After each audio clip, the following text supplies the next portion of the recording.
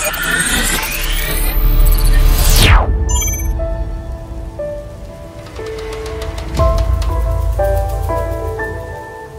అండి, ఈరోజు ఉజ్వల్ జ్యోతి కిచెన్లోని egg fry ఎలా చేయొచ్చు, చాలా టేస్టీగా ఈజీగా ఉంటుంది.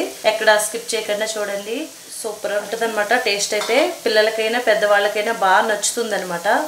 వీడియో నచ్చినట్టయితే లైక్ చేయండి, షేర్ చేయండి. మా ఛానల్ కనుక మీకు నచ్చుతున్నట్టయితేనే సబ్స్క్రైబ్ చేసుకోండి. ఉడికించిన 4 గుడ్లు తీసుకోండి. మీరు అచ్చంగా గుడ్లతో చేసేసినా పర్వాలేదు. రెండిట్ల కింద సగం చేసుకోండి. ఒక ఎగ్ని గుడ్లు పలంగా చేసుకుంటే ఇంకా కూడా టేస్ట్ బాగుంటుంది. మధ్యలో ఉన్న పూర్ణాన్ని ఏం సపరేట్ చేయక్కర్లేదు.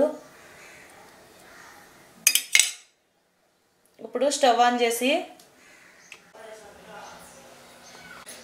చేసి ఫస్ట్ పసుపు వేసుకోండి. ఎగ్స్ అనేవి మనకి అతుక్కోకుండా ఉంటాయి. ఇప్పుడు పూర్ణం ఇలా పెట్టుకోండి. ఇదే విధంగా మొత్తం అన్నీ కూడా వేసేసుకోవాలి.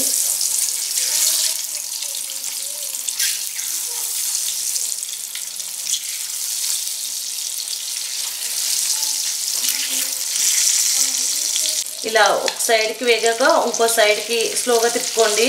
పూర్ణం అనేది మనకి విడకుండా వస్తుంది. ఆయిల్ బాగా కాలితేనే మనకి అతుక్కోకుండా ఉంటుంది. ఆయిల్ కాకుండా వేస్తారంటే మాత్రం అతుక్కుపోతుంది. పూర్ణం అనేది కూడా సపరేట్ అయిపోతుంది అన్నమాట.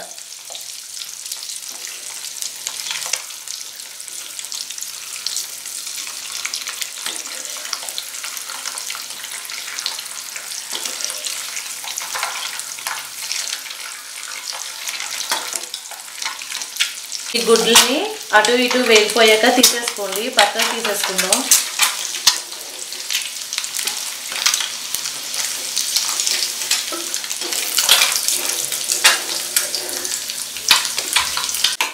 ఇప్పుడు ఇవన్నీ కూడా పక్కకు తీసేసుకున్నాక మిగిలిన ఆయిల్లోని ఉల్లిపాయలు వేసుకుందాం. 2 ఉల్లిపాయలు, 3 పచ్చిమిర్చి, అలాగే సన్నగా తరిగిన వెల్లుల్లిపాయ ముక్కలండి.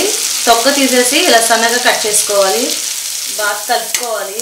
కోడిగుడ్డు ఫ్రై ఐటమ్ టైప్ అండి ఇది. కొంచెం ఆయిల్ అనేది కాస్త ఎక్కువగానే పడుతుంది. ఉల్లిపాయలు తొందరగా మెత్తపడడం కోసం ఇక్కడ సాల్ట్ తీసుకుంటున్నాను నేను.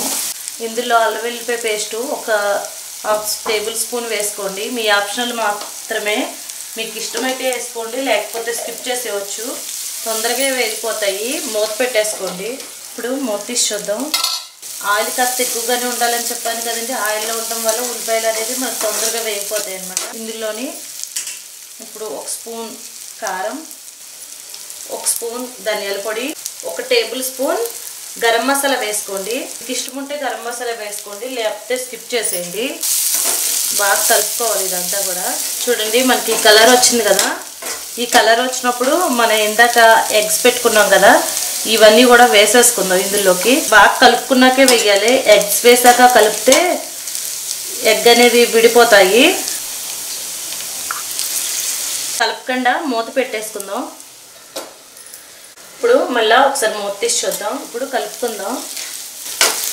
చాలా సింపుల్గా ఉంటుందండి. పిల్లలు కూడా ఇష్టపడతారు. అలాగే మీకు ఇష్టమైతే పెప్పర్ పొడి వేసుకోండి.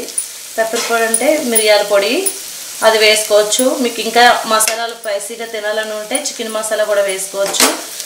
ఏ వాటర్ వేయకుండా రైస్లో కూడా కలిసే ఐటమ్ అండి ఇది. చాలా సింపుల్గా ఉంది కదా.